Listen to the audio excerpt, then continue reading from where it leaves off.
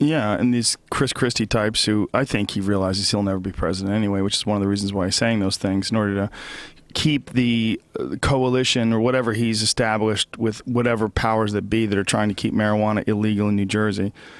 He's somehow or another in bed with those fucks, and that's what he's doing. He's serving them with that speech. He doesn't really think he's going to be president. He knows that the shit that he did by blocking the bridge and all the various scandals that he's involved with. The Bridgegate thing, that was so ridiculous. He's a scumbag. You know, he's a New Jersey scumbag. And plus, he's fat. You can't be that fat and be president. And people are like, oh, you're fat shaming. Can you imagine a woman that fat being like in his position? Hilarious. It'd be insane. That's hilarious. It'd be insane. You can't. Look, if you're that obese, it shows you have no respect for your body. I don't care what anybody says about metabolism and all this nonsense talk.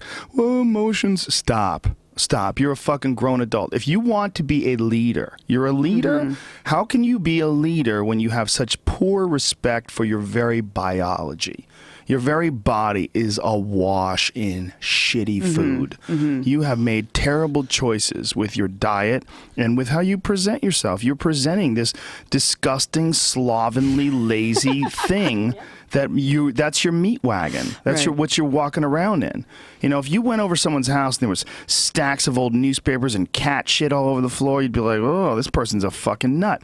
That's the same thing when you see a morbidly obese person in a suit that wants to run America. Like, you got other problems, dude. You need to start eating vegetables, you fuck. You need to start drinking water. Whatever you're doing to your body is not good. And getting your stomach stapled or whatever the crazy fucking procedure, that just shows me you can't even deal with it on your own. You've got to do. That's not a leader. And I'm not talking about the average person who has emotional issues, whatever, that causes you to overeat. And, you know, I hope everybody who listens. Yeah, someone who's setting an example for children. Exactly. Yeah, I mean, get that under wraps, whoever you are. But when you're stepping up and saying, I want to be a leader, I want to be a leader of the country, the entire country, you can't be fat. You just can't. You can't be that. I mean, I'm not saying you have to be like super fit, but you can't be morbidly obese. That guy's morbidly obese.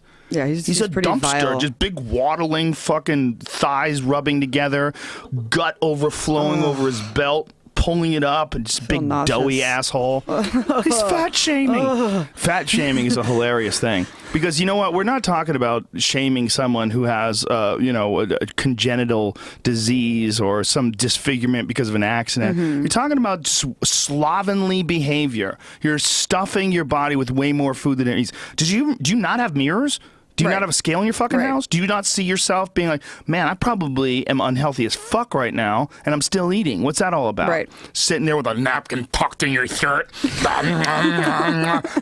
bitten in the big fucking fat forkfuls of food in your greedy asshole mouth.